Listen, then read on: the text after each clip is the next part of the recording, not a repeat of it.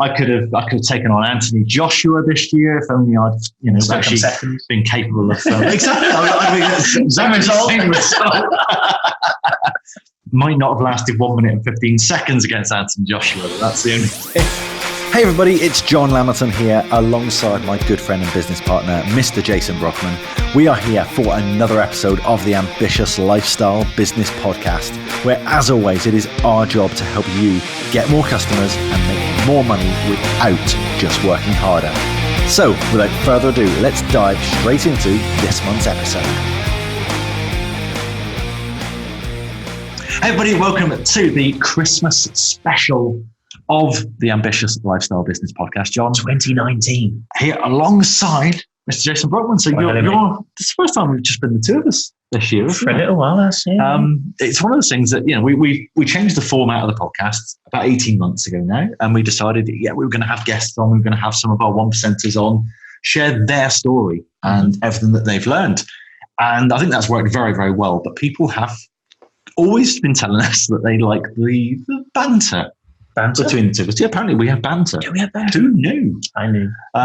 So I thought we'd actually just, sit down, turn the microphones on and have a little natter. A little natter. So here we are. 2019 is done, or just about done. We are rapidly approaching the end of not only the year, but the decade. What's a year? So I thought we'd look back on what we've learned, what's happened, what's been going on in our world over the last year, but also let's look back over the last decade. Mm-hmm. This is not a best of show, because let's face it, that would be a very short show. So what's been going on in your world in 2019, mate? 2019, wow. It's been a year of firsts, I think. Okay. I went on holiday. Abroad. Yeah. Well, last year's New Year's resolution. Year before to get last. I did it this year. Just a year delayed, that's fine. Took the kids, went into Spain. That was an experience. Okay. Took them into Spain. Went into Spain. We did south of Spain. Viva España. Viva España. Very hot. Yeah, you chose to go to Spain in the hottest part of the year, didn't you? Yeah. Did, yeah. Good fun. And did it. Cool. So doing it again next year? Yes. Spain again? No. We got that horrible place where they have that mouse and various other animals that dressed up and making you look happy and smiley. In France. Yes, no, that's all booked as well. So unfortunately, there we go. All good. Well done. Or maybe fortunately, I'm not sure which. So the year before last is last New Year's resolution we managed to do this year. That's good. Very good. Well, that's good, because a lot of people get obsessed with, I need to achieve everything, all my resolutions, all my goals for the year. I need to get them done. And if often they don't get done, they just get dropped and forgotten. Whereas actually, maybe you don't get everything on your list done. So you just defer it a year. Roll over. And just go, okay, I didn't get that done. Why didn't I get it done? What can I do to do that now? I mean, I've looked back over my vision board. I set myself a vision board every year. And over the last year, 2019, I've achieved 14 of my 20 goals. Mm-hmm. So it's about a 70% success rate. In fact, it is a 70% success rate. Yes. But, I've set myself 20 goals. 20 goals is quite a lot. Pretty much. So I kind of need to work on the assumption that I'm probably not going to achieve them all. Mm-hmm. And that's fine. And it's that acceptance that I'm just going to set a load of goals and I'm going to go for it. And actually, having that vision board really helps, because by the time I get to August, September time, I'm starting to think, I've only got a couple of months left till the end of the year. Right, I still need to do something here to tick that one off. I still need to knock that one off. This year's been a good year. I've achieved quite a lot of the goals that I wanted to. And there were, some big ones on there. Writing a new book. Mm-hmm. That was a pretty hefty goal that has pretty much dominated my year. So I could have set myself just that one goal, hit that one goal and gone, high five me, I've got 100% strike rate. But I'd rather set myself 20 goals and fail miserably at 6 of them. I mean, some of the stuff that we trying to do. Did you this say you year. had a book out this year? Have I not mentioned that? No, I didn't notice it. What's it about? Okay, well, I must have snuck that out. It's about these things called routines. Okay. Yeah, I don't know if you've ever heard of these things. What, routines? Yeah. I don't feature very highly in my life. My life's one big model. No, it's not. So Routine Machine, that was good. Yeah, that came out in the summer. Back in the summer. Audiobook obviously just come out now. Just in time for this Christmas. month. Oh, it's perfect. It's the perfect New Year, New Me book. And for those of you, obviously, who are subscribed to the podcast, which hopefully is most of you, if you don't already subscribe, please do hit the subscribe button. haven't said that for a while, have we? We've never said that. Well, I'm sure we used to. It was our podcast routine. Was it? But we're going to be doing some little tiny mini episodes, giving you little snippets from the book. So I've spoken to our producers and said, look, can we literally chop up some little sound bites, just like little 2-3 minute mini episodes. And we're going to be dripping those out for you over the next kind of week or so, week to 10 days. Just to give you a little snippet of, how to optimize things if you do want to change things up for 2020, for the new year, for the new decade, and you want to, I don't know, lose weight, make more money, improve your golf swing, get better relationships with family, whatever. This can help you. The structure can help you no matter what it is you want to achieve. So hopefully that'll be something that you can do, because I think that's a lot of where we do is we look at the planning for like any new year, and you say, right, okay, I've got 12 months. What can I achieve in 12 months? And everyone goes, oh, okay. And they write down these 20 things. Mm-hmm. Oh, brilliant. Given a nice clear run during the next year, I'm going to achieve this. I'm going to write a book, and I'm going to exit these property investments, and I'm going to make this money here, and I'm going to launch this brand new product here, and I'm going to do this, and I'm going to go this, and I'm going to go on this holiday, and I'm going to do that. And then life goes, oh, you think so, do you? Oh, let me see about that. So, yeah, we've had some curveballs this year. I'd like to talk about some challenges as well, because we've both had challenges. I mean, mine was a little bit easier this year, because the year before that I did that September challenge, didn't I? Mm-hmm. This year I did 30 days of walking 10,000 steps a day. That was in March of this year. And then you had a challenge, a personal challenge as well, didn't you? Yes, it was a challenge, that's for sure. The comfort zone moving? Yeah, it was definitely. So, I mean, this all started with a conversation with you, wasn't it? It's all your fault. Don't blame me. Yeah. Yep. So the conversation was very much you just got to explain that your granddad was a boxer. He was. Right? Yeah. And pretty good. Yeah, he's pretty good. And I think I might have said, "Oh, I've always fancied having a go at boxing." And you said, "Oh, that's a good idea, John. We should do that." I believe was what you said. I did say that. Yeah. Well, I said that's a great idea. I've just seen this thing, white collar boxing. Mm-hmm. Yeah, I think we should sign up for it. We could do that. We'd get fit. We'd have a challenge. Be outside our comfort zone. We could have some fun. Oh, it'd be a great thing to do together. We'd have a great time. Right? Yeah, that's brilliant. So it went on my vision board. I had a picture of a boxer on my vision board. It was one of my 20 items. Yep. I'm sure it went on your vision board too, did it? Yep. It did. It was absolutely something I really wanted to do. Yeah, absolutely was. Unfortunately, I didn't get a leave pass. So I remember kind of booking in. So right, okay, when are we going to do this? I think the next one starts in training starts in March or something. The event's in May. You went, yeah, I can't do it. I've been told no. Like, what do you mean you've been told no? This was your idea. So I ended up doing it actually on my own. You weren't on your own. We were there to support you. Yes. I was there in the ring with you at the time. Were you? Well, I was trying to hold you up, but it just didn't work out for too long. I say, were you the guy with the blue gloves punching me constantly?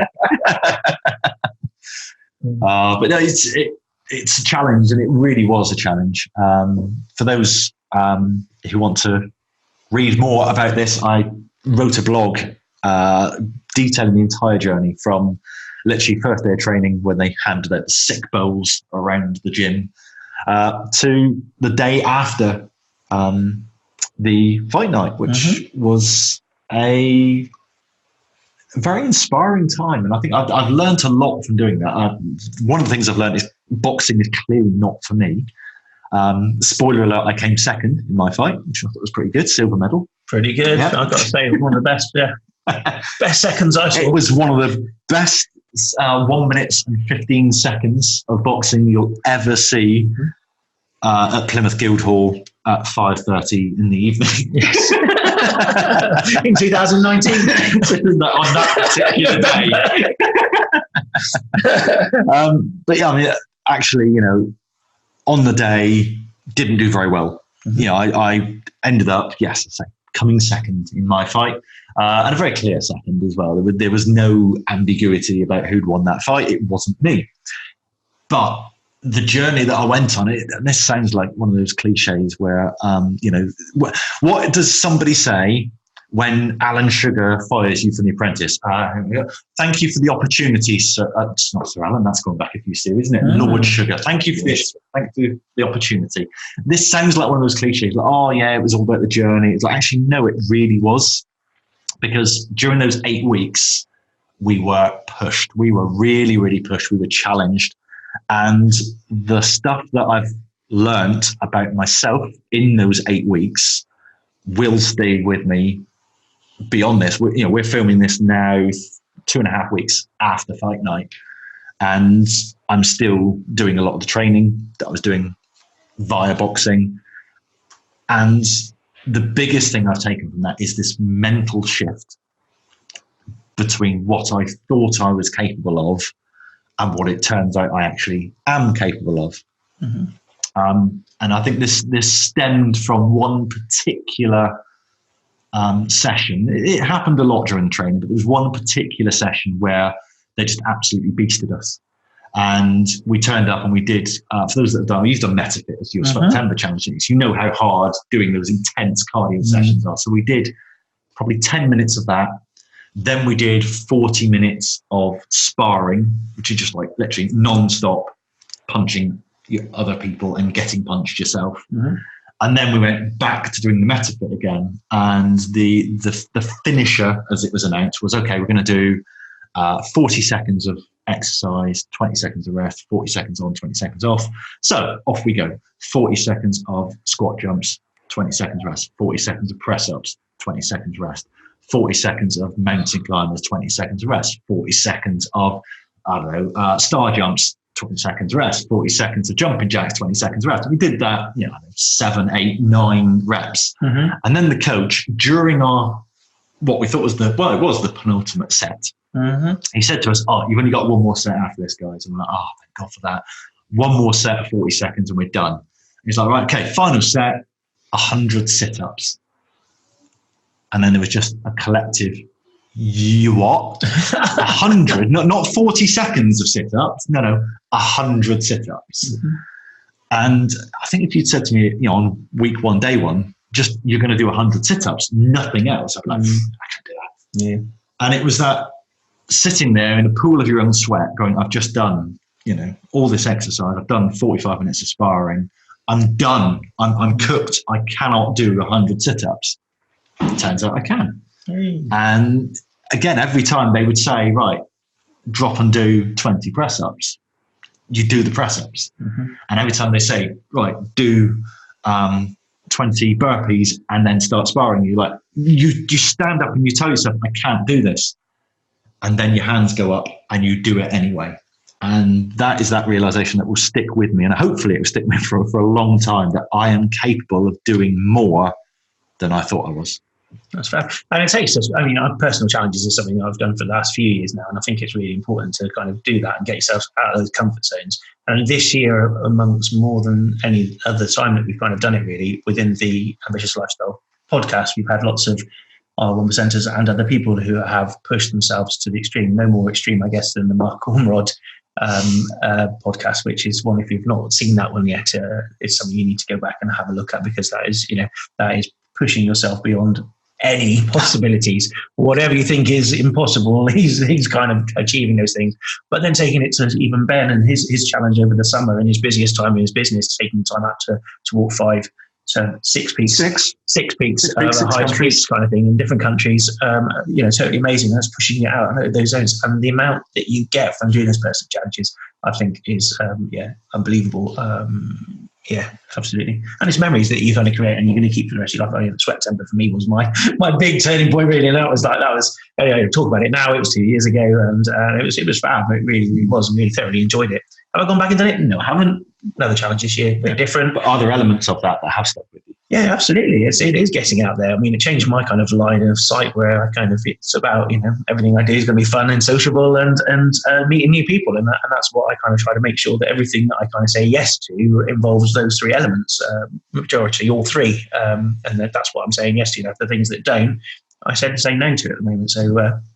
So that's, when you say what you can do, what you can't do, that's how I kind of judge it these days. And actually that's important to me, to be meeting new people, to be having fun and to being sociable. It's got to be all of those things. If it isn't, then I tend to say no these days. Yeah, good. So what's going to change then in 2020? What's the next year going to bring for you? I don't know. It's exciting, isn't it? 2020. I don't like not knowing. I know you don't know. Yeah. I know I do. I like the predictability. There'll be another challenge in there, but I don't know what that's going to look like. Yeah, I'm going to have a little look through the year and see what. Perhaps I could suggest a challenge for you. Offer to come along on the journey with you, and then say no, I'm not going to do that. Well, you could. That's yes, you could do that.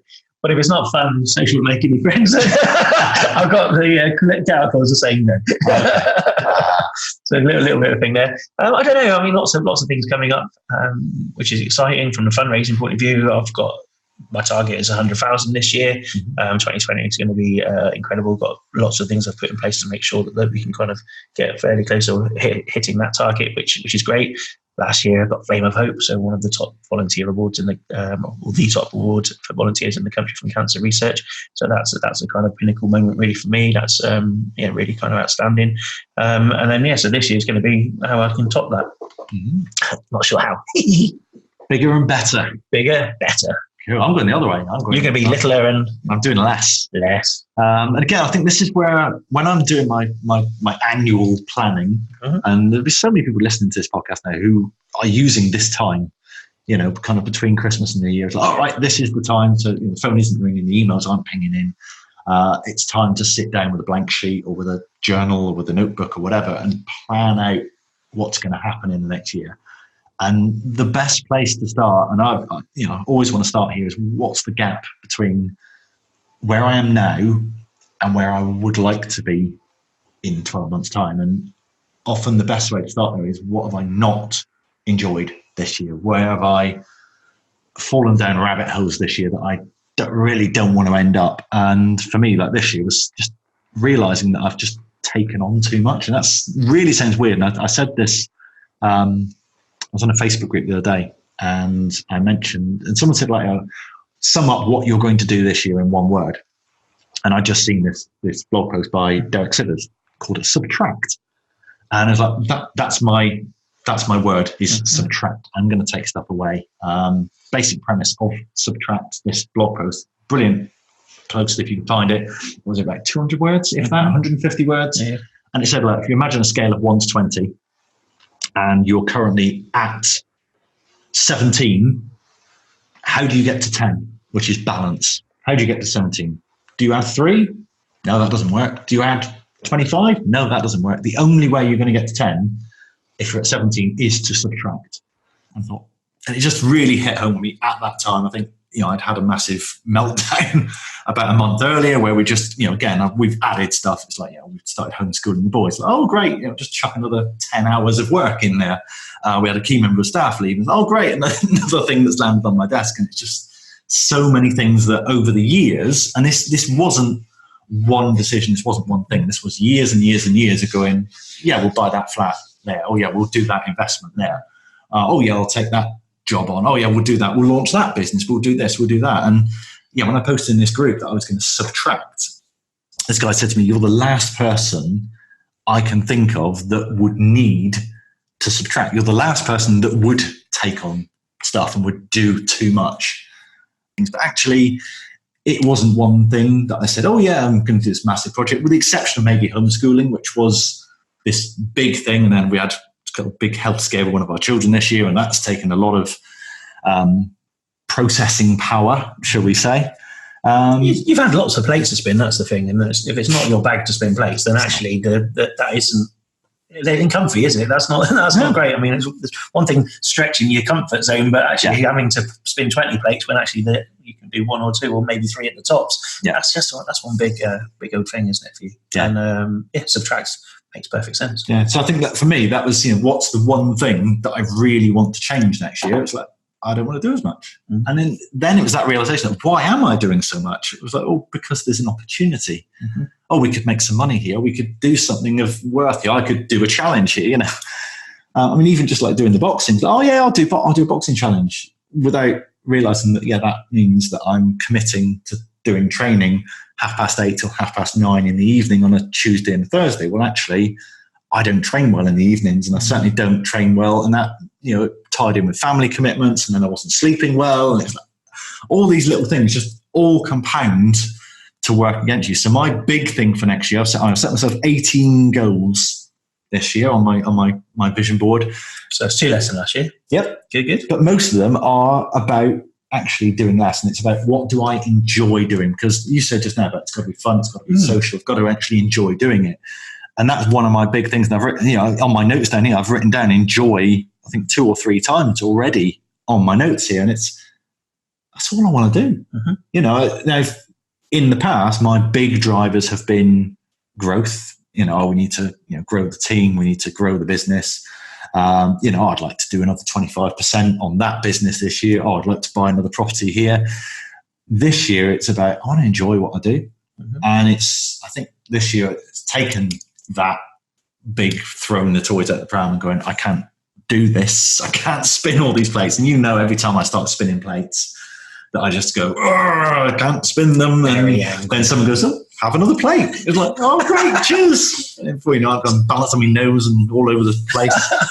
I don't give you too many plates. That's my big thing for next year, is to just take away the stuff I can take away that I don't want to be doing, and to focus more of my time. Again, there's a spectrum here. It's focusing more of my time on the stuff that I do enjoy, which is also the stuff where I give the most value to our businesses.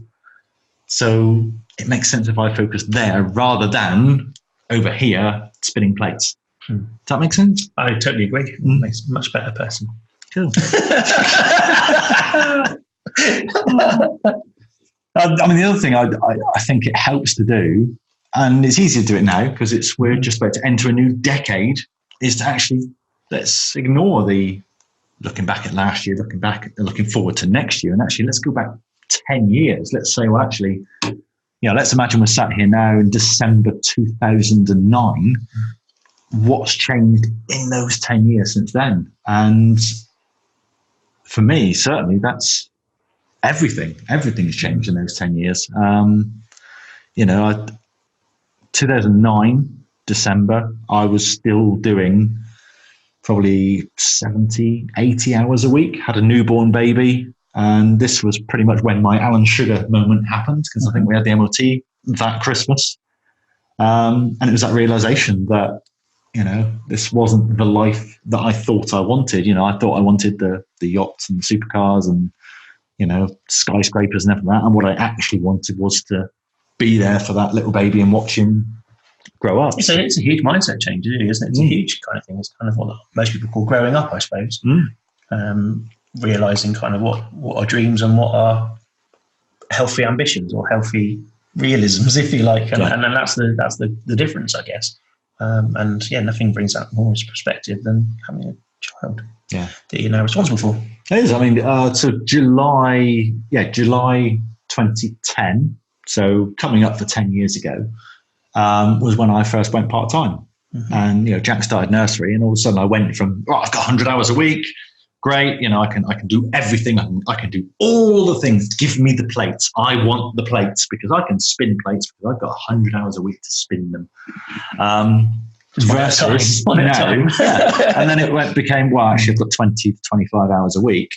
I better not be spinning plates. And it was just that, at the time, was worrying. It was like, oh my God, am I going to be able to pay the bills working a quarter of the hours that I'd previously worked? And it turned out that actually, I suddenly became more effective per hour, and I could actually get more done in 25 hours than I could in 100, which just seemed completely counterproductive. I talk about in Routine Machine about the before photo. Yep. And actually, if you were to take a snapshot of me 10 years ago versus now, then yes, that's my before photo. That's when I was working 100 hours a week. That's when I was 4 stone overweight. That's when I was still drinking. That's when I was, the business was doing, or, certainly our sports betting business at that time was doing about 75 grand a year. Mm-hmm. I didn't have, much equity in the house. I hadn't paid the mortgage down. I didn't have any savings. It was the proper before photo. And now 10 years later, it's a world of difference. The business is doing 10 times that, employs a couple of members of staff, so lost all the weight, now able to, win a silver medal at the boxing. I could have taken on Anthony Joshua this year if only I'd, actually been capable of. Exactly. Same result. Might not have lasted 1 minute and 15 seconds against Anthony Joshua. But that's the only thing. You learn to dance better. But I think this is the key thing, and it's a cliche that we hear again and again and again, that most people overestimate what they can achieve in a year. I'm going to set 20 goals next year. Yeah, all right, I've got 14 of them. That's pretty good going. But most people will set 20 goals and hit 3 of them. Mm-hmm. Most people, though, underestimate what they can do in 10 years. They go, right, okay, what am I going to do next year? Next year, I'm going to do 20% more. I'm going to do 25% more. What are you going to do in 10 years? Ooh, I could probably do 80% more in 10 years. No, bollocks, could you? You could 10x that business in 10 years. Mm-hmm. It's also very difficult to predict. So, we've looked back at 2010. Let's look forward to 2030. Mm-hmm. What's our business, our lives going to look like in 2030? Not a clue.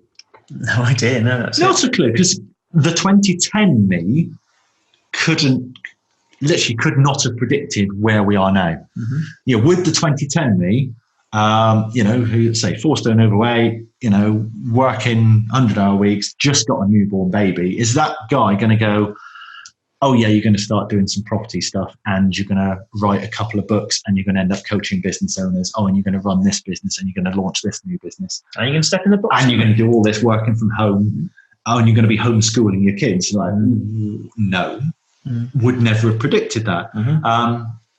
How can you predict what the world is going to look like 10 years from now? Are we going to have self-driving cars? Is AI going to be taking things over? Where's going to be the dominant marketplace? Are you going to be able to use social media in the same ways you can now? Things aren't, the only thing you can guarantee is that things aren't going to stay the same. Mm-hmm. And all I will say when I'm planning out, and I'm thinking about it, I think you've got to think about where are you headed over. Yeah, because of all those things you said you can't, whether there's a car or the AI and stuff, isn't stuff that you're even going to control. So there's nothing that you've got any control over. So actually that part of your next 10 years or our next 10 years or my next 10 years, however you want to look at that, you've got no control over what external stuff happens, but you can put stuff in place that actually you've got a better idea of what 2030 will look like through your own personal stuff that you do have the control of. Yeah. I mean, all I know is that if I spend the next 10 years creating assets and enjoying the work I do creating those assets, I'm going to be in a good place. Mm-hmm. I might be living on Mars by then. I don't know. It's quite possible. I may have an AI chip in me somewhere that is able to, I can work 100-hour weeks again. But effectively, it's possible. But I don't know where the world is going to head. All I know is what's my place in it. My role is to create these evergreen assets for our businesses and for myself personally, and to enjoy doing so. That's it. And having that as a kind of, I'm going to quote bloody Gary Vee again, aren't I? As a North Star, as that guiding principle of, well, it's not, by 20, I know people who say, by 2030, we're going to exit our business. It's going to be, I've got a check on the wall. It's this X amount. That's great. That's giving you a purpose. That's giving you a vision, but that's a very specific vision. I can't say with any certainty what any company is going to be worth in 10 years' time. Mm-hmm.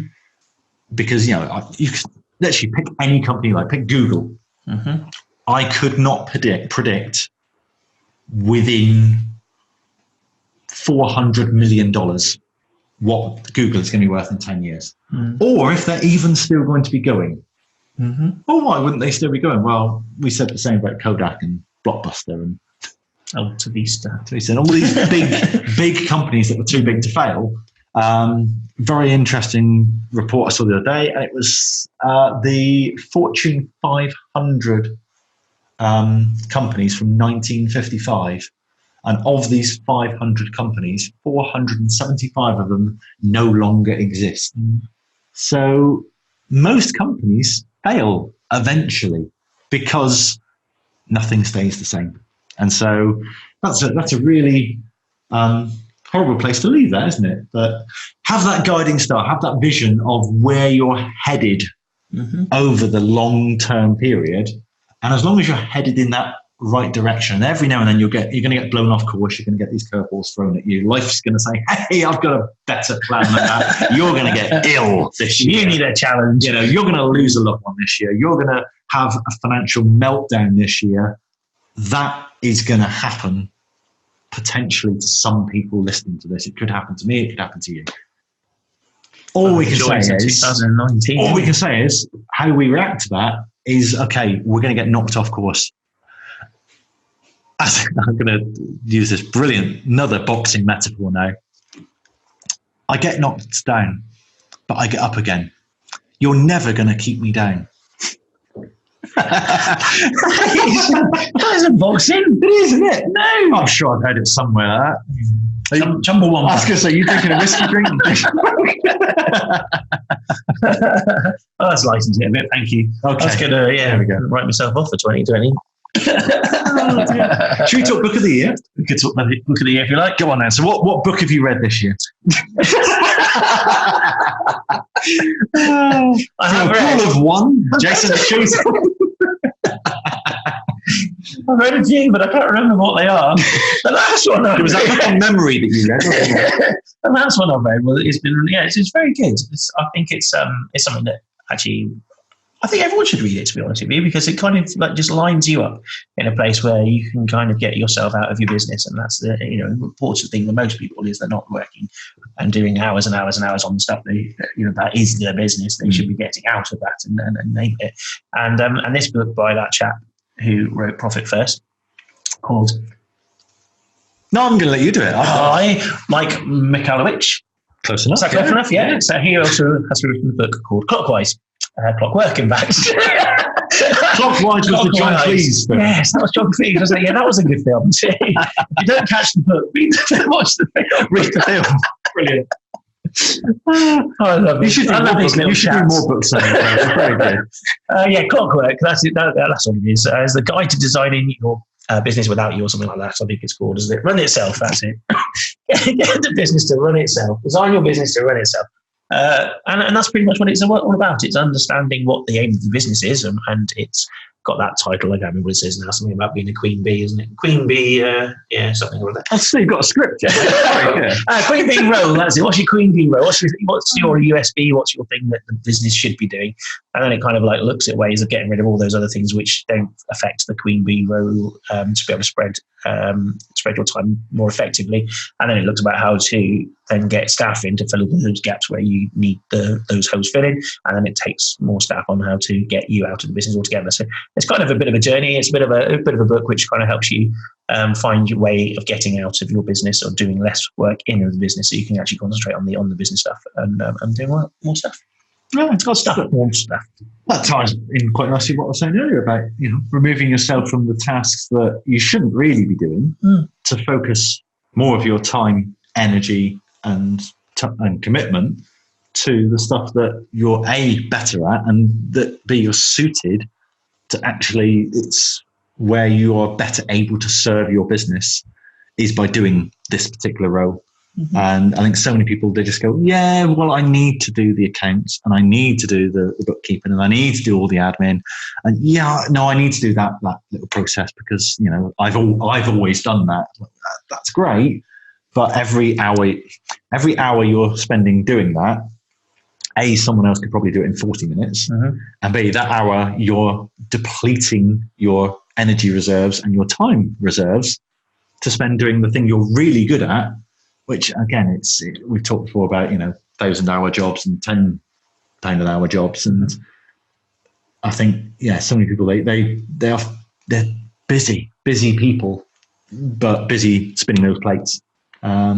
This kind of gets rid of the plates for you. That's the principle. It kind of works out what your queen bee role is. So what's the queen bee? How are you defining that? It's basically the essential thing that you need to kind of keep the hive kind of going is the queen bee, isn't it? And having kind of that as the central part of your business, that's what keeps the rest of the business going. That's what you're doing it for. The drone bees are all kind of there to supply the queen. The queen then provides the youngsters. The youngsters then kind of creates the business. That's the kind of the hive mentality, if you like. So from your business point of view, it's what's the core thing? What is your business? So we provide great sports betting tips, selections. That's kind of what our sports betting stuff does, and that's our queen bee rule. So everything we do should be relating to giving people what it is they're coming to us for, if that makes sense. And all of the other stuff which maybe isn't necessary or doesn't actually aid that particular aim is the stuff we kind of cut loose or we outsource or we get somebody else to do or whatever the case may be.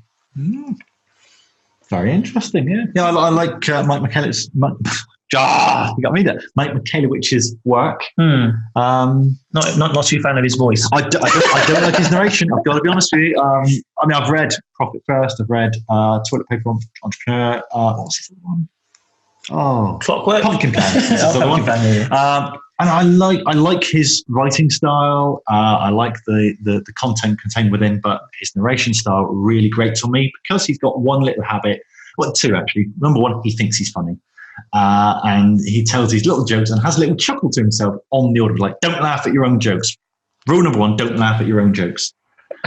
And secondly, he'll include quotes from people in the book, which is fine until he does the narration. When he puts on an accent and when he's got quotes from 7 or 8 different people, all of a sudden there's some weird accents going on. It's like an episode of The Muppets where everybody has gone on holiday and it's just one guy doing all the voices, No, not good. So if you're listening, get someone else to do the narration. It's not often I say that, is it? I fought to narrate my own audiobook.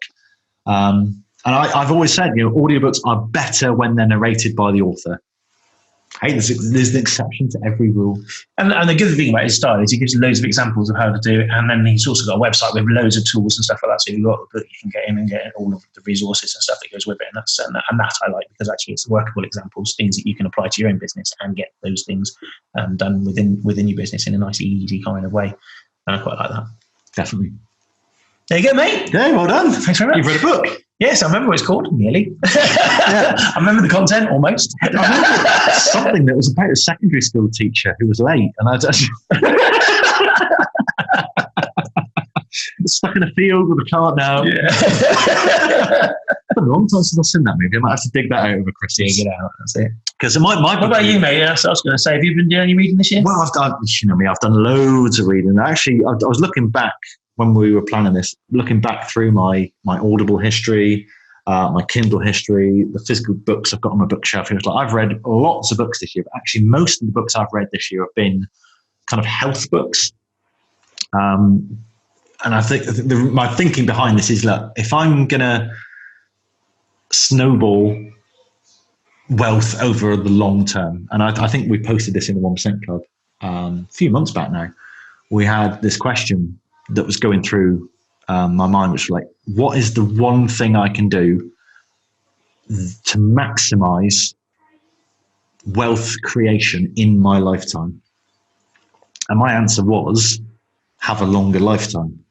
Because I talk often about the hill of time, and it's Warren Buffett's snowball effect again. Is actually you've got the snow, and no matter how much snow you've got, the longer your hill of time is, the more time you've got to compound. So if whether you're buying properties and reinvesting them, or you're reinvesting the profits from your business, or you're just playing the stock market, or you're doing whatever, if you are compounding in any way, adding 5 years, 10 years, 40 years to your life makes all the difference. So actually, when I'm looking at any of our investments, I'm no longer thinking, how do I change this investment from getting an 8% return to a 10% return, I'm now sat there going, 8% is fine. How do I turn 8% for 40 years into 8% for 60 years? And the only way I can do that is to live longer. So I'm looking over now, there's like books over there. I've got Dr. Ranjan Chatterjee, his 4-pillar plan. Great thing for pretty basic well-being and longevity. I've got Dave Asprey with his Game Changers book. That's not related to the Netflix vegan propaganda film that I saw, but that's more advanced kind of biohacking. Take these supplements and try this for a month, and don't eat any of this, and hack away at everything. The Longevity Paradox was another one I read this year. Dr. Stephen Gundry talking about how plants are trying to kill us, and basically what we need to do, eat and feel in order to live longer. And that's a study of the people who've lived the longest in our society so far. There are already people living to 110, 120. My number, by the way, is 120. That's what I'm planning on living to now. Okay. And I'm doing that based on the fact, again, we don't know what technology is going to happen, but I'm figuring that if I can make it to 80, which is nearly 40 years from now, we'll have advanced technology a little bit by then. 123, you'll see 2100. Would I? Oh, 2100, yeah. Oh, I'll go for 1, 2, 3 then. I'll let the same. 1, 2, 3. Yeah, 1, 2, 3 I'm good for. Anyway, it's not called Books of the Year. No, it's not. Book of the year. So one book. So I was looking at all these health books I'm reading. It's like, that's my big thing this year, has been looking after my health so that I live longer, so that I've got more energy to bring to the business. But of those books, there isn't really a one standout. So your book of the year, John. My book of the year. It's like talking to Boris, isn't it? Business point of view, we weren't going to bring politics. I'm not talking about politics. Particularly after the election. We're recording this pre-election. We don't know what happened. Sorry about the result, everybody. Can't believe we're having another election. So at least we're getting Brexit done, aren't we? Are we? I don't know. Who knows? Your book of the year, John. Book of the year is, drum roll please, it's Hooked by Nir Eyal. Now, this is a book that sat on my bookshelf for about 2 years before I even opened it.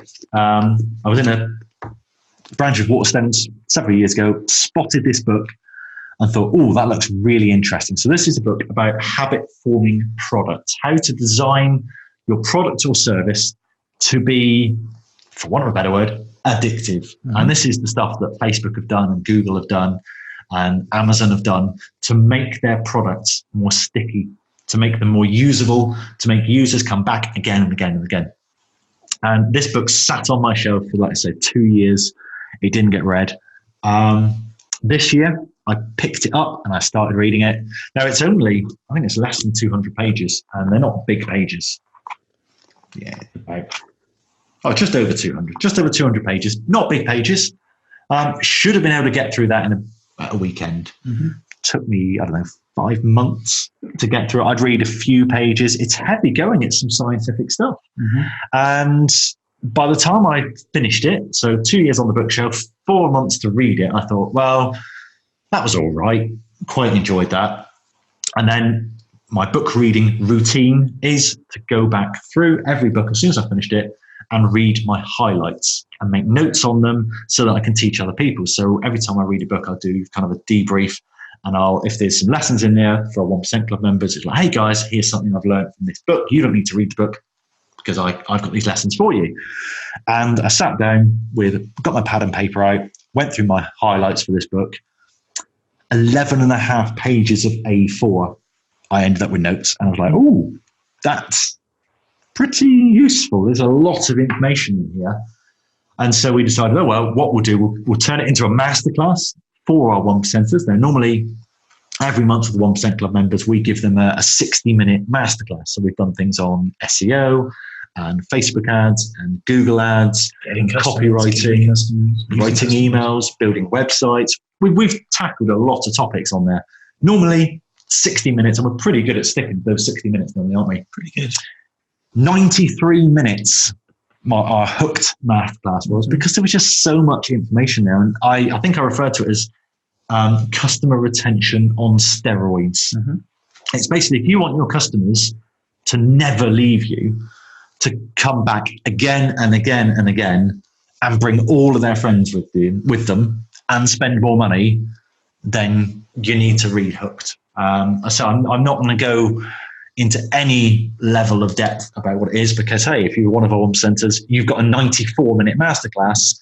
And if I start, it's not going to be any quicker. Yeah. So you'll probably end up with 13 minutes of me trying to give you a very quick summary. Like John said, think of those companies that you've got on your phone that you go to straight for any particular thing, whether that's a game or whether that's a app or whatever it may be that you kind of do. You think about those, and that's the kind of stuff that you're talking about. There's a because the things that make you go back to that. Why do you keep Netflix? Why do you keep going back to that? Or why do you buy from Amazon? Or why do you play Candy Crush? Or why do you do all of these reasons? And then that's got the science in it behind it. Yeah. When you start seeing the process, and this is how things are made, and you start looking at it, oh yeah, that's exactly what Amazon did, and that's why I choose to buy things from Amazon over anybody else. And this is why I suddenly find myself 15 minutes into a quick 30 second of scrolling on Facebook. This is what's happening, and you can see the science behind it. So yeah, that's my book of the year. It's not an accident. Obviously, the only other book I've read this year, I've read quite a lot of it, was Routine Machine by John Lammerton. I've read that one about 10 times. Any good? It was all right the first few times. What was your main takeaway? My main takeaway, routines are quite important. Because they dictate where you end up. Like, where I am now is a result of the routines and habits that I've done over those last 10 years. And where I will end up in 2030 will be dictated to more by the daily habits and routines that I do over the next 10 years than anything else. Where did you buy it from? Where did I buy it from? Where did you buy it from, yeah? I bought it from Amazon. Oh, it's on Amazon? It's on Amazon. Yeah. Oh, okay. Yes. Audiobook's there as well. Audiobook read by the author, which is very, very good, as long as you don't laugh at your own jokes. Not Long John Silver? Arm parties. Oh, dear. Well, I hope you've enjoyed this little Christmas special, guys. We'll be back in 2020 with our usual format. We will actually have a guest. In fact, our first guest. Pies, not really literally Christmas, is it? I've got my Christmas t-shirt. Our first guest of 2020 is actually Colette Mason, who is my book publisher. So we're going to be talking about the book writing process that I went through for Routine Machine and for my first book, Big Ideas for Small Businesses. We recorded it last week, and it's I was just about to say, I can't wait to meet her on the podcast. You can't wait to meet her, even though you met her last week when we recorded it. You're seeing behind the scenes here, how it all works. It wasn't going to spoil the illusion, John. God, these guys thought we were professionals. We found out there's a script. We found out we've read more than one book. Who knew? Well, a very Merry Christmas to you, one and all. And have a great, happy, fantastic 2020 year. And we'll see you next year, guys. Take care. Bye-bye. So there we are, another episode in the can. How was it for you? Please let us know. However you listen to these podcasts, please leave a review on that platform. Let us know what we can do better, what you like, what you don't like, and how we can improve to make this show even better for you. We'll see you next time.